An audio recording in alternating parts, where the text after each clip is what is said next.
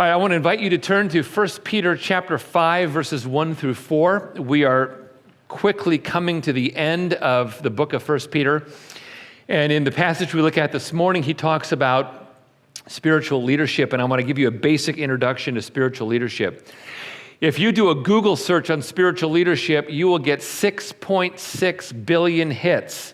I did that this week, and those 6.6 billion hits came in 0.79 seconds.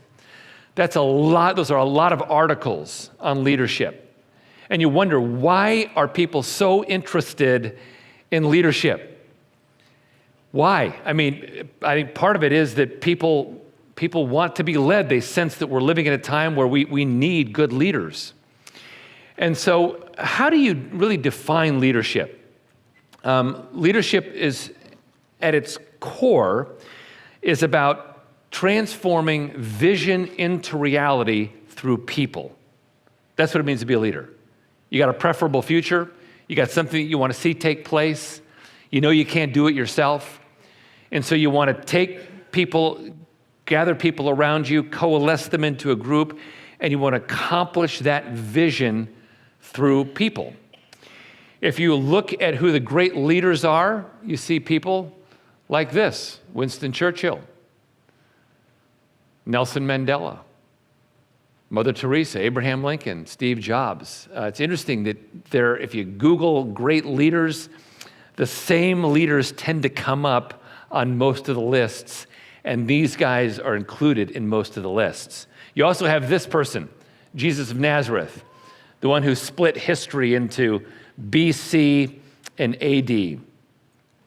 And so leadership is something that is just, people are thinking about it. People are thinking about it these days. But if you look at these leaders here, you think, what's the common denominator? I mean, these are Nelson Mandela, such a different person than a guy like Steve Jobs, such a different kind of leadership than what Jesus did. What's the common denominator? Is there a formula? Well, there's no formula for leadership. But what happens in life is that you get these different areas of leadership. Here is leadership over robots. That kind of leadership is very different than leadership over an NFL team. Or leadership over the New York Police Department is different than leadership of a women's volleyball team. So there's just all this diversity to leadership.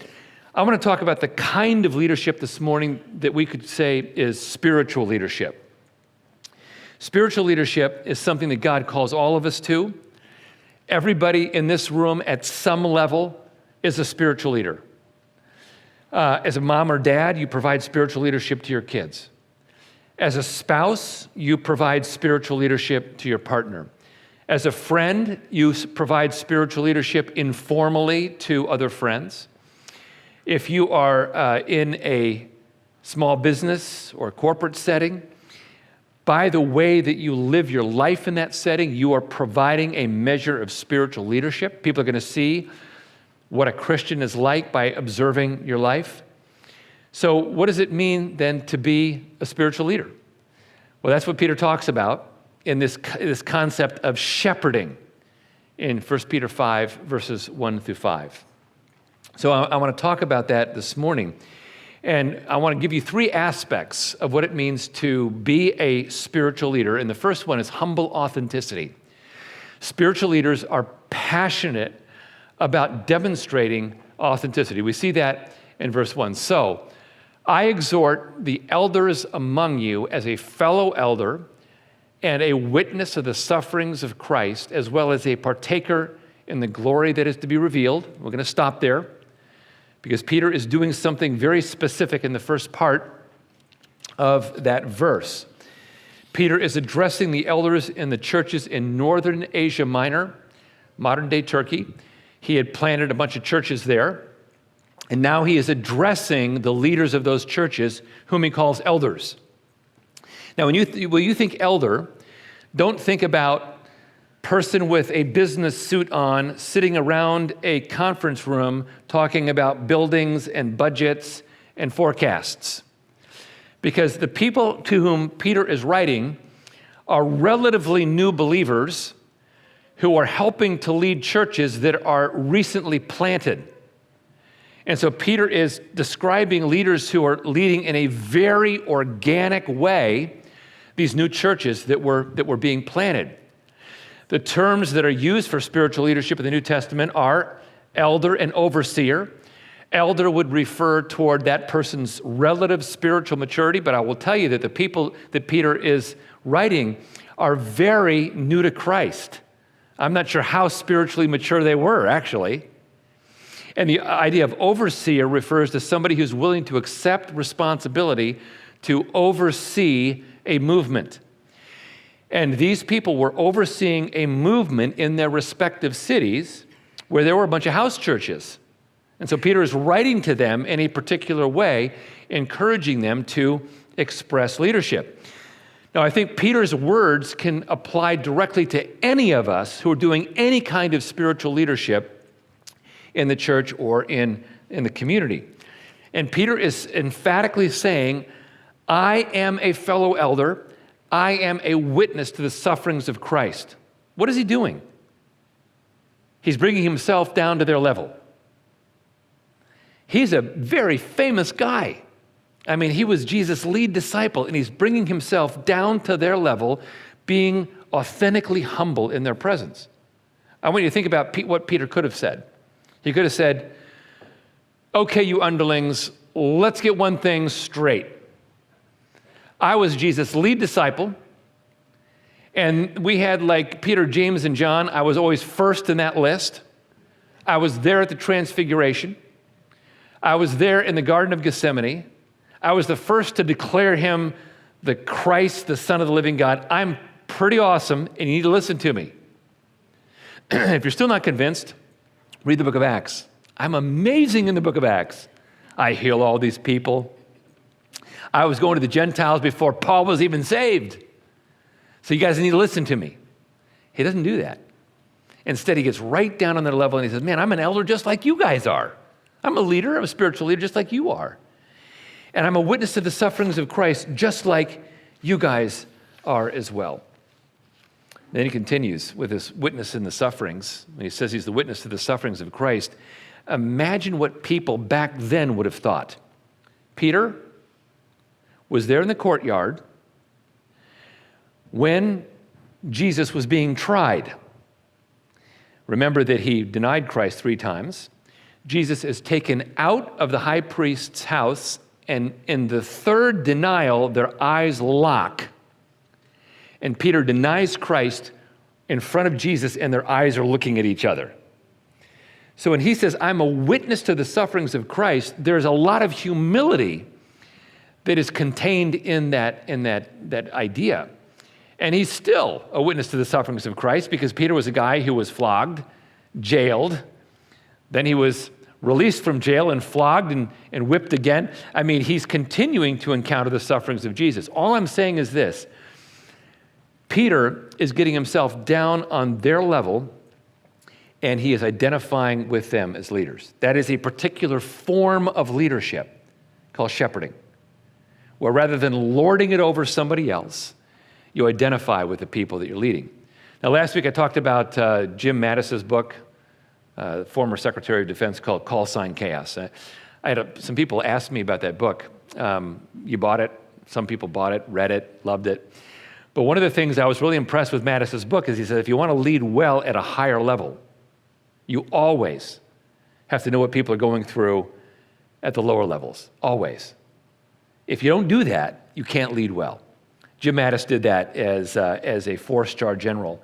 Peter's doing that in the 1st century. But I have to be honest with you, many spiritual leaders don't do that. They start feeling that they're superior to their followers. Maybe they have more education. Maybe they're more successful. Maybe they got a better personality. Maybe they're more accomplished. And so some of these spiritual leaders begin to believe all the great things that people are saying about them, and they become arrogant, prideful, narcissistic, controlling, and really hard to follow.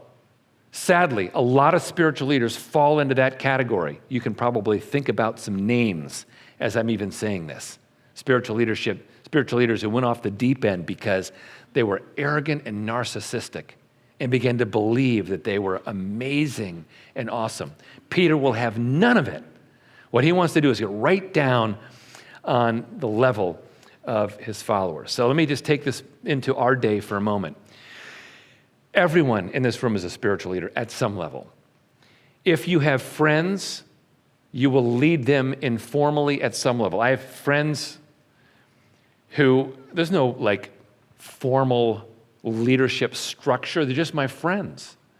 But they lead me well by the way they live their life, by the way they ask me questions, by the way they speak into my life. That's informal, organic spiritual leadership.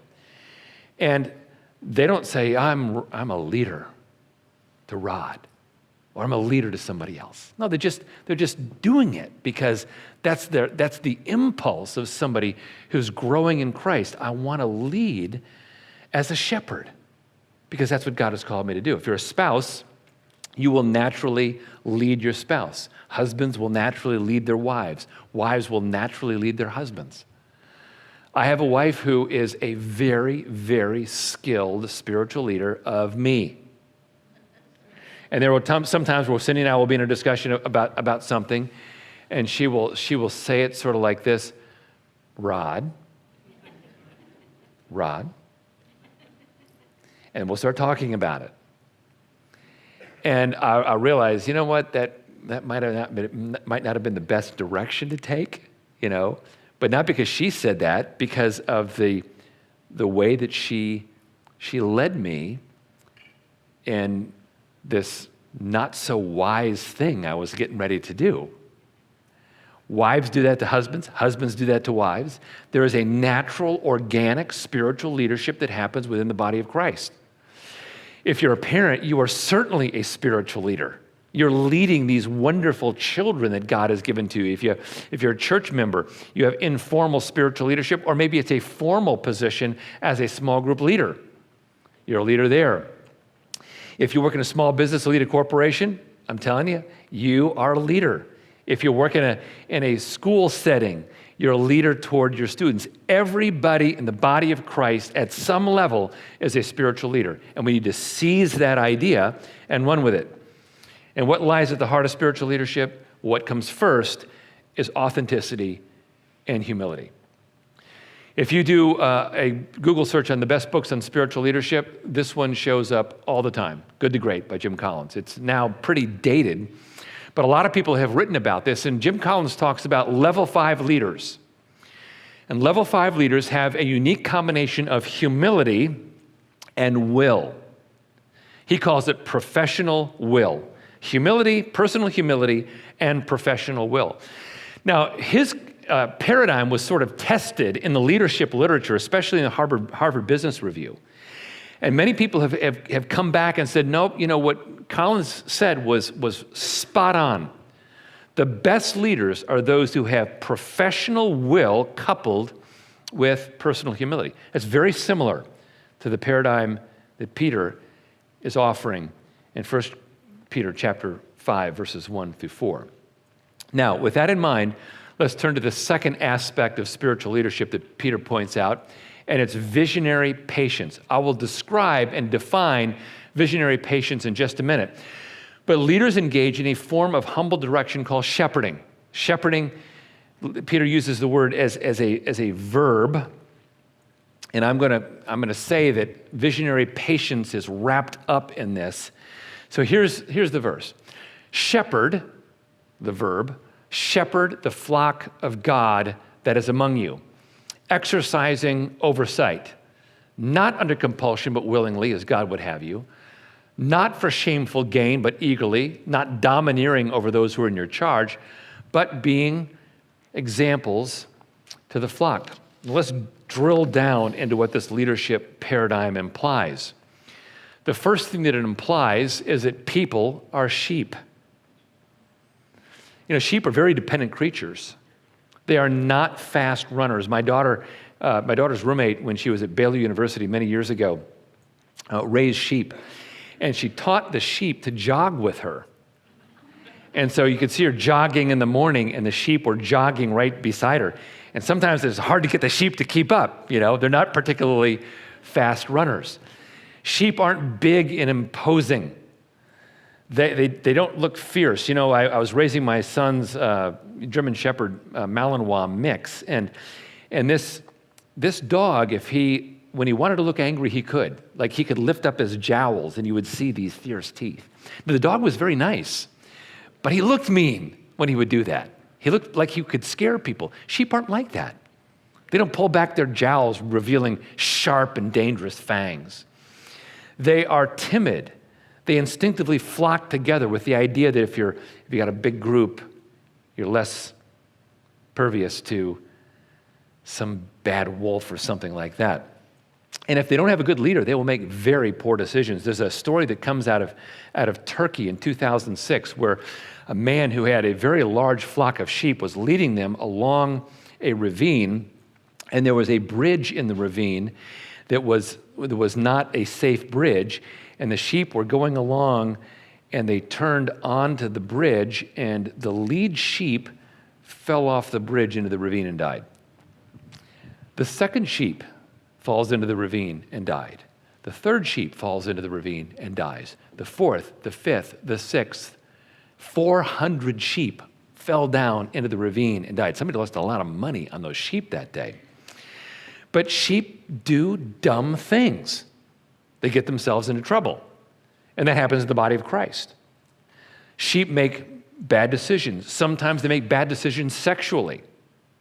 They develop habits. They do things that they shouldn't do. They hurt people in the process. And Paul mentions this in 1 Corinthians chapter 5, where a guy got involved in a relationship that even the pagans weren't sort of involved in. And that says a lot if you're living in Corinth. People can get in trouble sexually. They can make poor decisions. They can make poor decisions financially, where they get into too much debt, or they get into a cycle of overspending, or they begin having problems managing their cash flow. They get into make stupid decisions financially.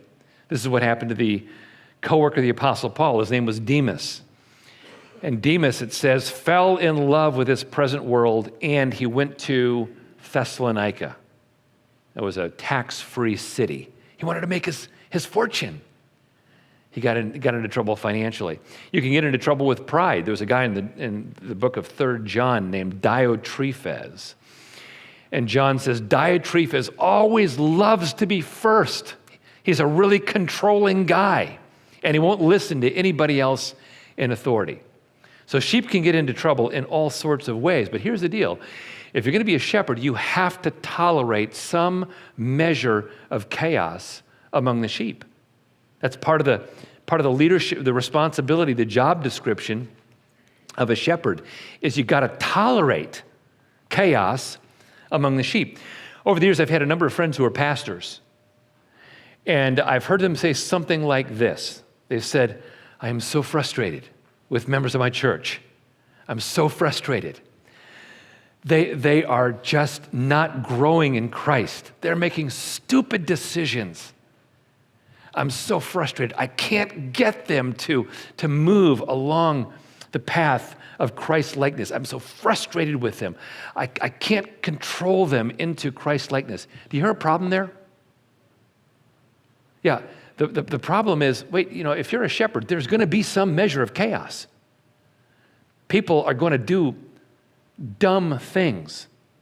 And part of the job description of being a spiritual leader is you have a healthy toleration for chaos. And you're willing to go with it and speak grace and truth into that chaos. And so let's think about how this works in your family. Your kids are sheep. Young children do strange things. We were in Seattle at my daughter-in-law's house, and my granddaughter had leaned over the railing on the second floor. She'd written her name, Lucy. And her father says, Lucy, did you write your name on the wall? No. Well, who wrote your name, Lucy, on the wall? I don't know. Why would you do that? Just because it can be done. Kids are sheep, and they do weird things. Teens are certainly sheep, and they do weird things. Sometimes they do weird things with cars. Sometimes they do weird things with fire. Sometimes they do weird things with texting, and they get into trouble. And you as a parent go, like, what were you thinking? Well, they were sheep. And sometimes sheep do crazy things. Sometimes spouses are sheep. I've talked to a number of couples, and one spouse will say, my husband was away from Christ for about 5 years, and it was a really, really hard time. Man, I was on my knees all the time praying that he would come back. Or husband will say that about his spouse. My wife went through a horrible depression for about 18 months, and I didn't know if she was going to come out of it. What's going on there? People are sheep, and sometimes they run into some difficult seasons in their life, and it's a wise spiritual leader who can tolerate some level of chaos and speak grace and truth into that place where he or she is leading. So here's a core job description of a spiritual leader. You gotta love sheep. And if you don't love sheep, you gotta learn to love sheep. Here's another observation from this paradigm. Not only are people sheep, but collections of believers are a flock. Now, I want you to think about what leadership paradigms are out there today that maybe he could have used. Okay? Spiritual leaders are not coaches of athletic teams. That's a particular paradigm. Spiritual leaders are not union bosses. That's another paradigm.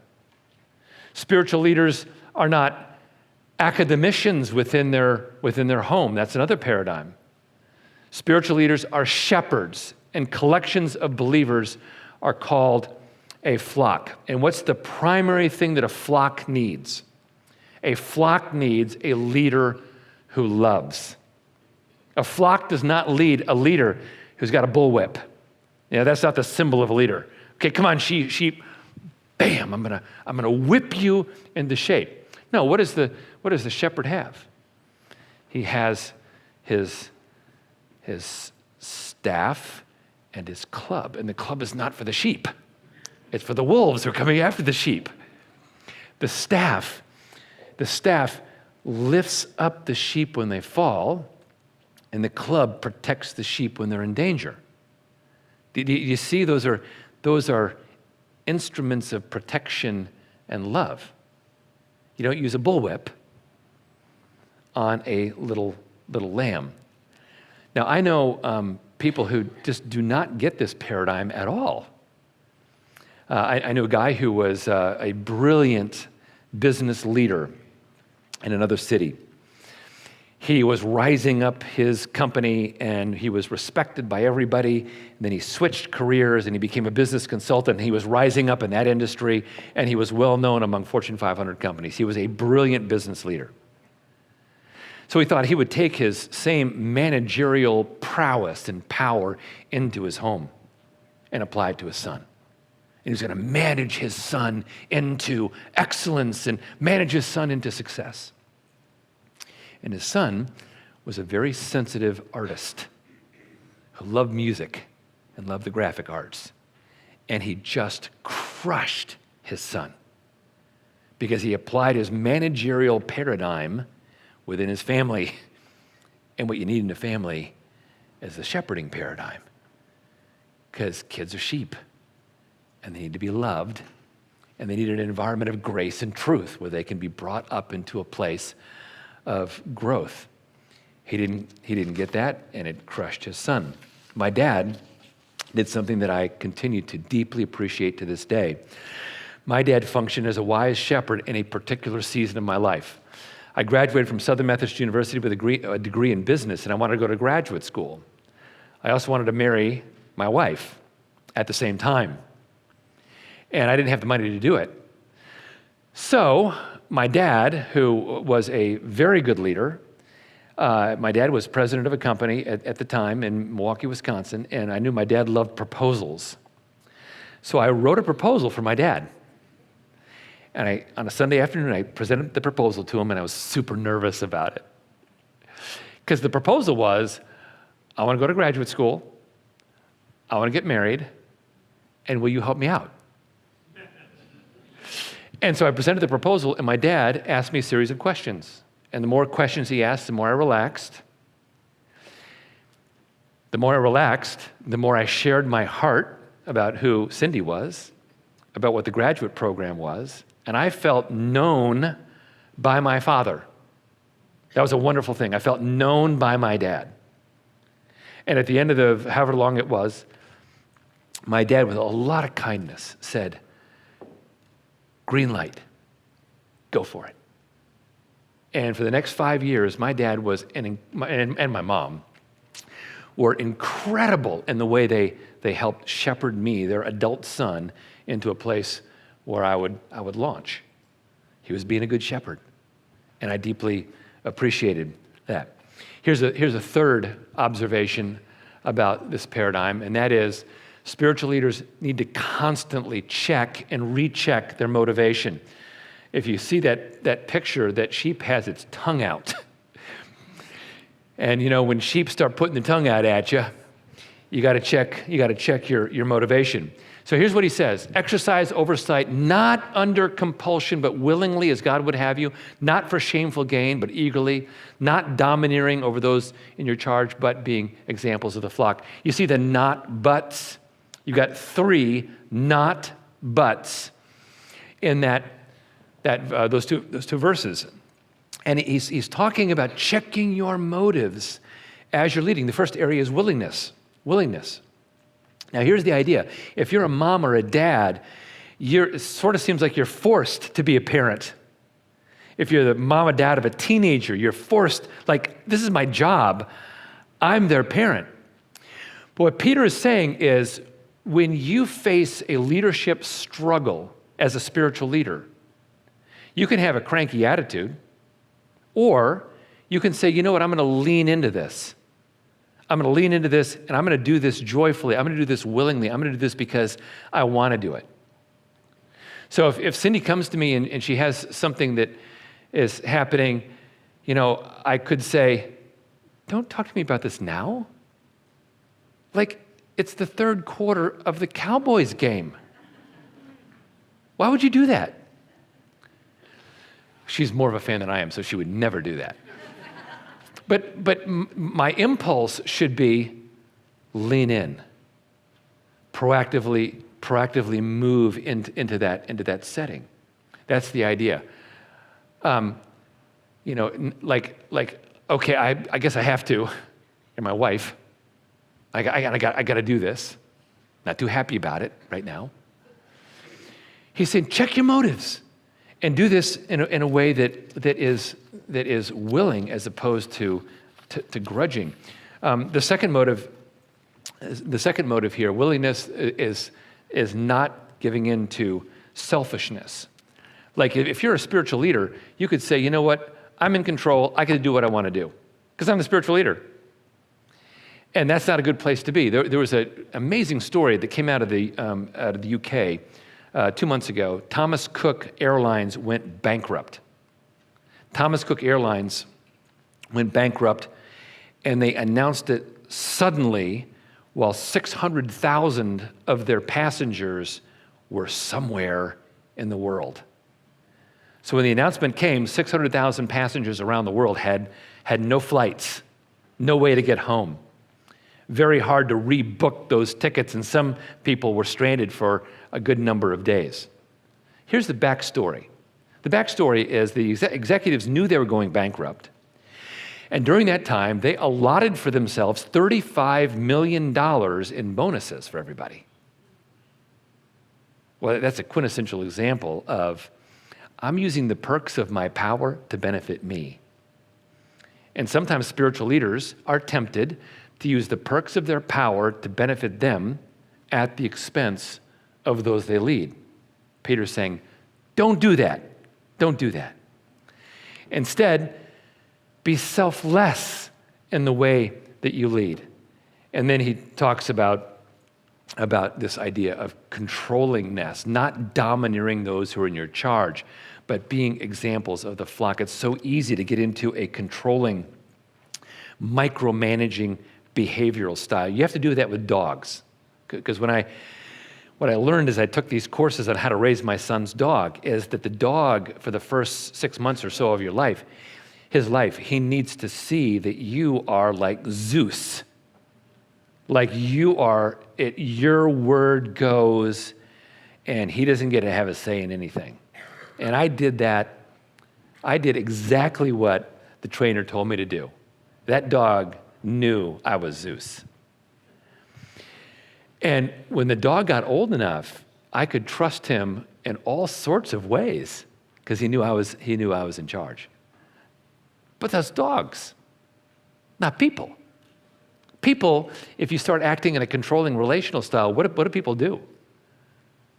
They put up the walls. You can't tell me what to do. How dare you try to impose your stuff onto me? Nobody likes a controlling leader, especially in a spiritual environment. So Peter is saying, check your motives.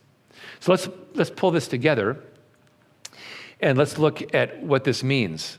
All this refers to a thing that I love to call visionary patience. And visionary patience works like this. It's the ability to see a good future for my friend, my family, my team. I see a good future. I believe that they are united with Christ in his death, burial, and resurrection. I believe that he who began a good work in you will complete it in the day of Christ Jesus. I believe good things on behalf of my friend. Under the guiding hand of a powerful God, it's going to happen, even though my friend or my family member may be going through chaos in the present.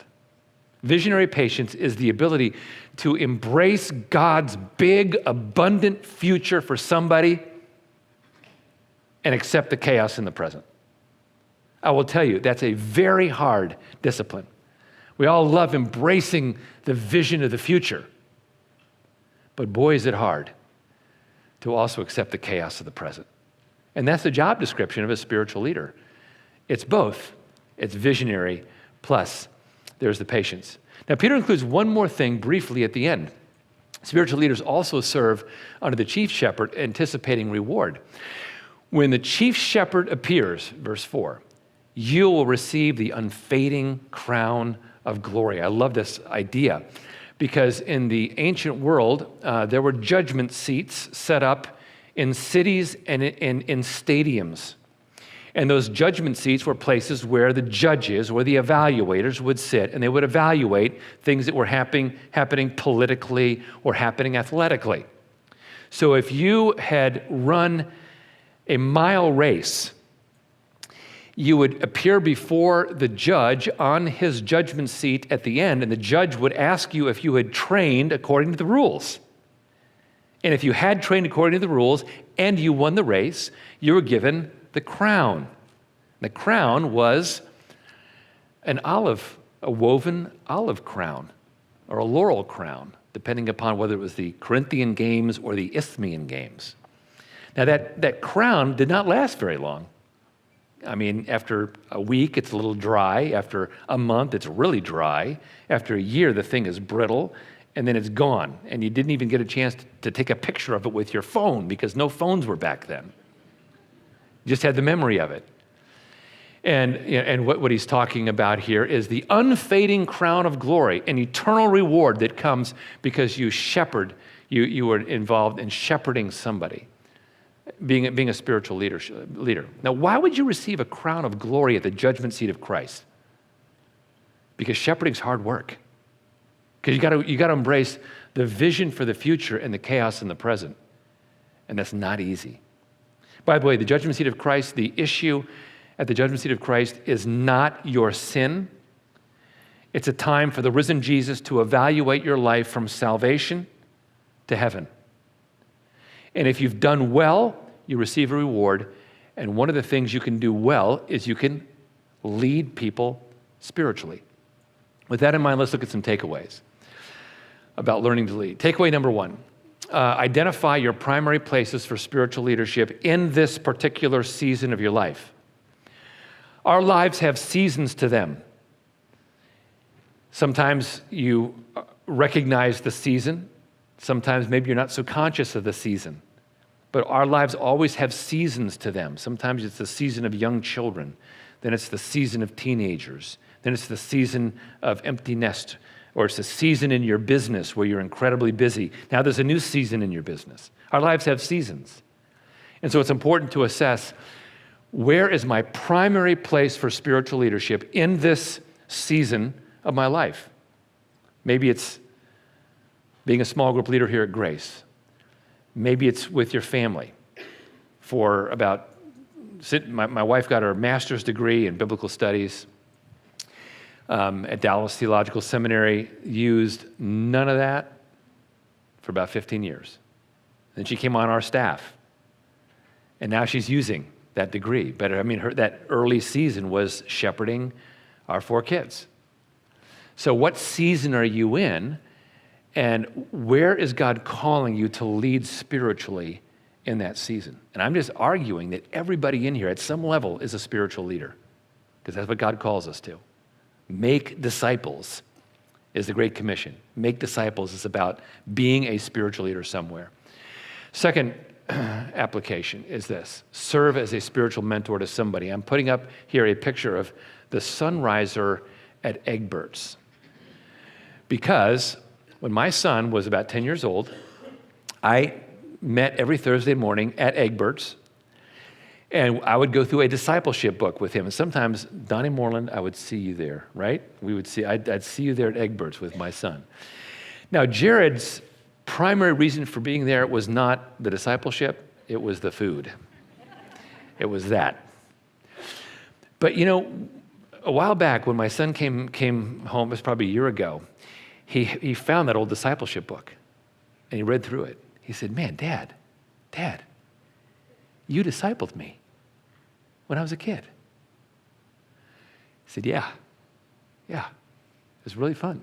It's really fun. It's a great time. But who are you going to serve as a spiritual mentor to? Should be somebody in your family, but it could be somebody in the community. But God would love to see you seek somebody to mentor. That's a wonderful impulse when you're saying, "God, I want somebody to mentor. Will you please provide me with somebody into whose life I can build spiritual depth?"